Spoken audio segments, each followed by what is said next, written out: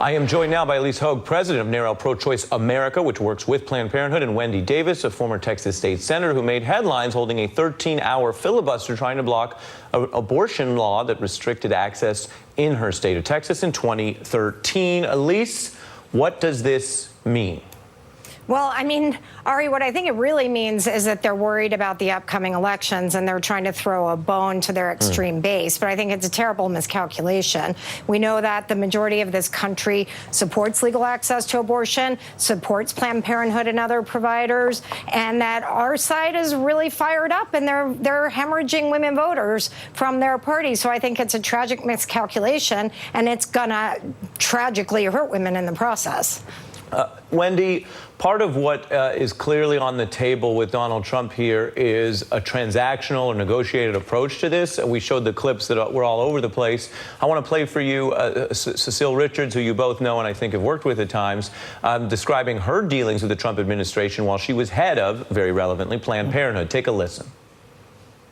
What Jared Kushner said to me is, if I can get a headline that says Planned Parenthood discontinues abortion services, I could probably guarantee your funding. And I said, we will never do that.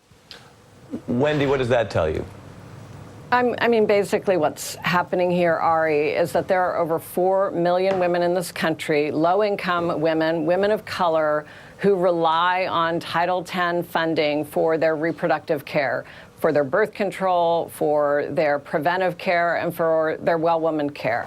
And they are at risk of losing that care. And if you need to see what it looks like to actually carry through the kind of defunding that's being talked about at the federal level, you need look no further than my state. That happened here in 2011. Over 80 clinics closed. Not all of them were Planned Parenthoods, and none of them were providing abortion services. And in the process, tens of thousands of women lost their care. Yeah, I want you to continue, but just to be clear, you're saying that a version of this at the local level acted to close 80 facilities that provided only health care and not actually abortions. That's exactly right.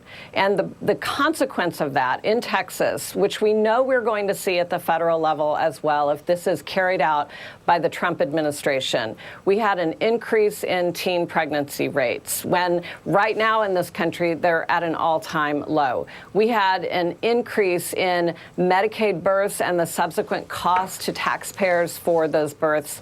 And we had an increase in maternal mortality. That same consequence is being seen because of the global gag order that the Trump administration is now talking about putting in place domestically here. So Wendy, women, let me ask women it, are going to be hurt. Let me ask it this way, because you're really laying out the actual microcosmic results of this in a place where it was tried. There's a constitutional question about whether something that the Supreme Court says is a right in this country. People can debate it.